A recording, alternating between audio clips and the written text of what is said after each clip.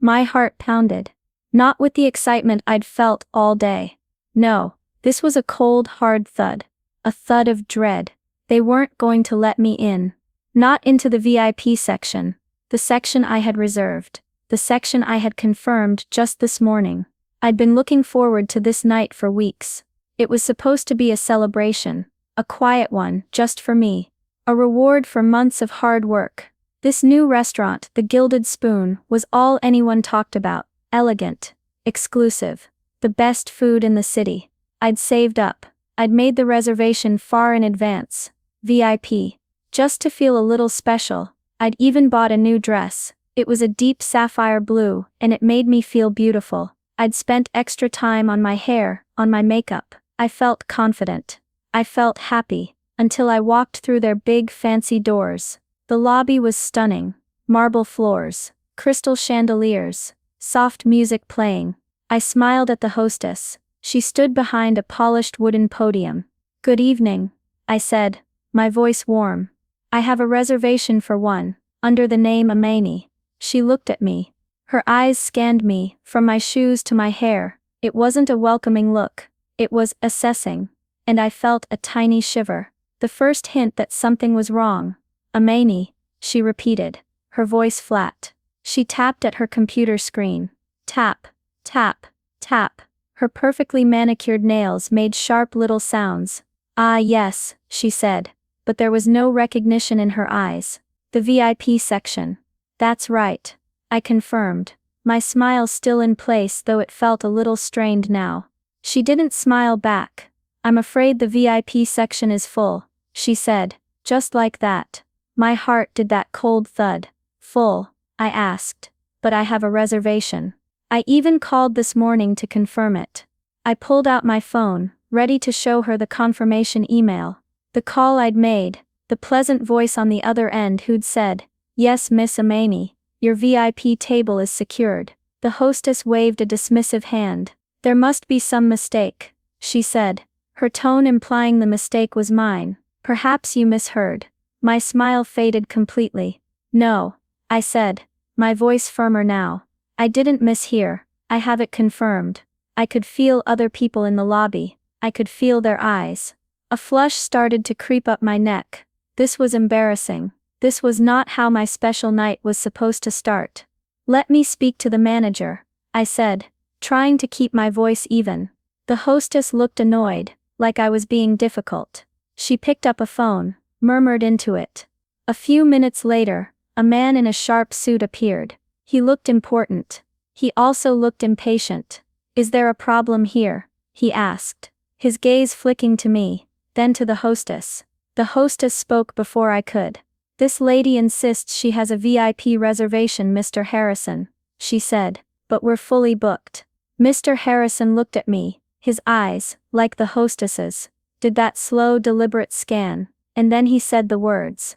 The words that made the blood drain from my face. "Madam," he said, his voice smooth but cold as ice. "The VIP section is for our regular high-profile guests. Perhaps there was a misunderstanding about your booking." He paused, then added, "People like you don't usually request the VIP section. People like me." The words hung in the air, thick, ugly. My breath caught in my throat. I knew what he meant. Oh, I knew. It wasn't about my dress, which was new and elegant. It wasn't about my manners, which were polite. It was about the color of my skin. I am a black woman, and in his eyes, that meant I didn't belong in his VIP section. Tears pricked my eyes. Hot, angry tears. But I wouldn't let them fall. I wouldn't give him the satisfaction. "And what kind of people are people like me, Mr. Harrison?" I asked. My voice was quiet, but it trembled. He had the grace to look slightly uncomfortable, only slightly. Now, he said, trying to sound soothing, but it came out patronizing. "I'm sure we can find you a nice little table near the back. Perhaps by the kitchen." Near the back. By the kitchen. The insult was so blatant, so deliberate. My special night, my celebration, shattered. I felt so small, so humiliated. Every head in the lobby seemed to be turned towards me, whispering, judging. I wanted to run, to disappear, to go home and cry, but then something else rose up in me. A fire. A slow burning anger. No, I wouldn't run. I wouldn't let them make me feel ashamed for who I am. I took a deep breath. No, Mr. Harrison, I said, my voice stronger now, clearer. A table by the kitchen will not do. He raised an eyebrow, surprised, perhaps, that I hadn't scurried away. I have a confirmed VIP reservation, I continued. And I expect it to be honored. Or I would like a very good explanation as to why it cannot be. The hostess scoffed quietly. Mr. Harrison's lips thinned. The explanation, he said, enunciating each word carefully, is that the VIP section is full, and it is reserved for a certain clientele. He was doubling down. He wasn't going to budge. The arrogance in his eyes was infuriating. I see, I said softly. My mind was racing. What could I do? Argue more? Make a scene? That's probably what they expected. What they wanted. So they could dismiss me as loud. Or aggressive. No, I wouldn't play their game. A strange calmness settled over me. Very well, I said. If you cannot seat me as per my confirmed reservation, then I would like to speak to the owner of this restaurant. Mr. Harrison actually laughed. A short, barking laugh. The owner. Madam, Mr. Albright is an extremely busy man. He doesn't personally deal with minor seating discrepancies. This isn't minor to me, I said, and I'm prepared to wait. I looked around the plush lobby. There was a small, uncomfortable-looking bench near the coat check, away from the comfortable sofas, where other waiting guests sat. I walked over to it and sat down. I could feel their stares. Mr. Harrison, the hostess, other patrons. Let them stare. I pulled out my phone again. This time I didn't look for my reservation. I scrolled through my contacts. My hands were shaking a little, but I pressed the call button. It rang once. Twice. Hello? A deep, familiar voice answered. Dad? I said, keeping my voice low. It's Imani. I need your help with something. I explained quietly. What was happening? The refusal. The words people like you. The humiliation. My father listened. He didn't interrupt. When I finished, there was a silence on the other end. A heavy silence. Then he said, his voice dangerously calm. Where are you, Imani? I told him. The Gilded Spoon. Stay there, he said. Don't move. I'll handle this. And he hung up. I sat there, on that hard bench, for what felt like an eternity. Maybe 10 minutes. Maybe 15. Mr. Harrison and the hostess occasionally glanced over, smug looks on their faces. They probably thought I was making an empty threat, that I'd eventually give up and leave. I almost did. The shame was a physical weight, but my father's voice. Stay there. I'll handle this. I trusted my father. He was a man of his word, a man of quiet strength. He'd always taught me to stand up for myself, to know my worth. Then the main doors of the restaurant opened again. A man walked in. He was older, distinguished, with a kind face that was currently set in a very grim line. He wore a simple but expensive suit. He didn't look around. He walked straight towards the manager's podium. Mr. Harrison saw him, and his whole demeanor changed. The arrogance vanished. He straightened his tie, a nervous smile plastered on his face. Mr. Albright, he exclaimed, his voice suddenly oily and fawning. What an unexpected surprise. We weren't expecting you tonight, sir. Mr. Albright, the owner. My heart gave a little jump. Mr. Albright didn't return the smile. His eyes scanned the lobby. They found me, sitting on that bench. His gaze softened for a fraction of a second when he saw me. Then it hardened again as he turned back to Mr. Harrison. Harrison, Mr. Albright said, his voice low but carrying authority. I received a rather disturbing call.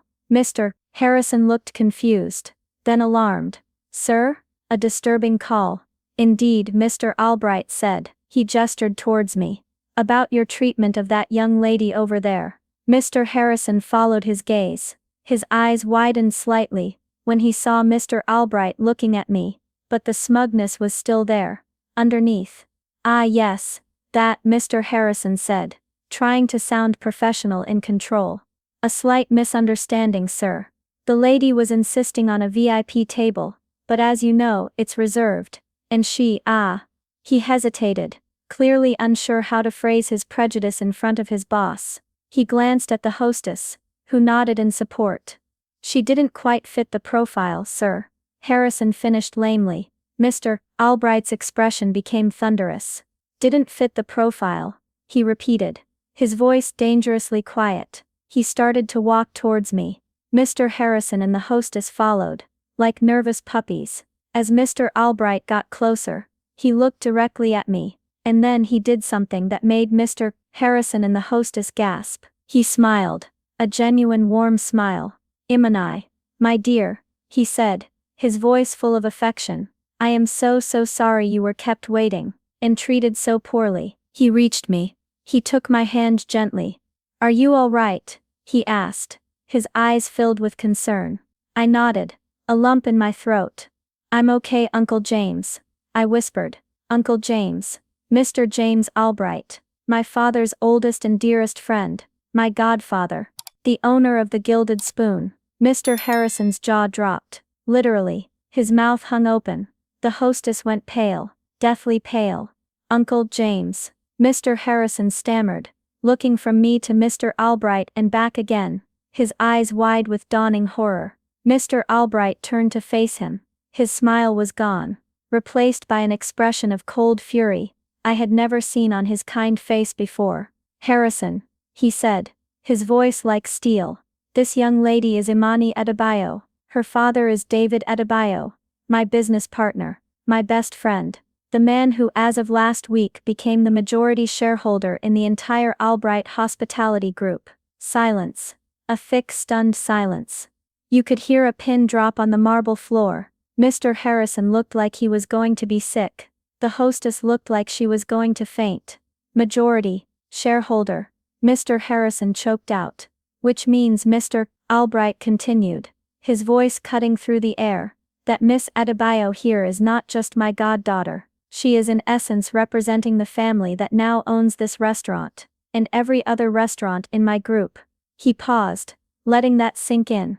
And you told her, he said, his voice laced with disbelief and disgust, that people like her don't sit in the VIP section. Mr. Harrison started to tremble. Sir, Mr. Albright, I didn't know. I had no idea. He turned to me, his face a mask of desperation. Miss Adebayo, please, forgive me. It was a mistake. A terrible, terrible mistake. He was practically wringing his hands. The arrogance, the condescension, all gone, replaced by pure unadulterated panic. He looked like he was about to drop to his knees. I thought. I misunderstood. He stammered, looking wildly for an excuse. The hostess was frozen, tears welling in her eyes. And you, Mr. Albright said, turning his steely gaze to her. You were complicit in this disgraceful behavior. She started to sob. I'm so sorry, sir. So sorry, Miss Adebayo. Mr. Albright looked back at me, his expression softened again. Imani, he said gently. Your table in the VIP section is waiting. The best one in the house. It has been waiting for you all along. He looked pointedly at Mr. Harrison.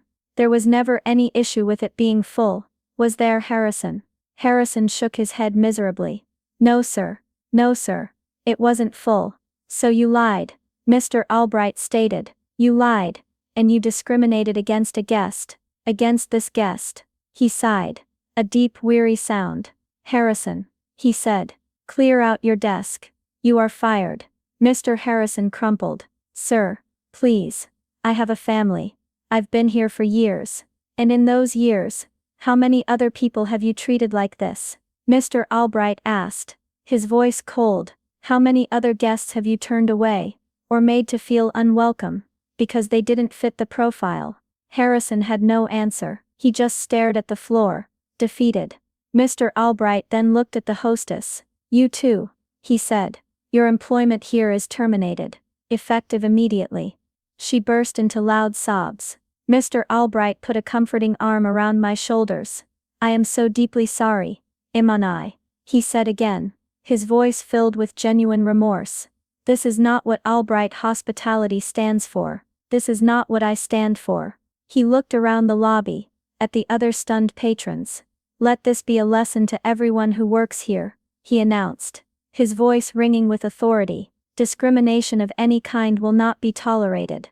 Every single guest who walks through these doors deserves to be treated with respect and dignity. Every single one. He turned back to me. My dear, please, allow me to personally escort you to your table. Dinner is of course on the house.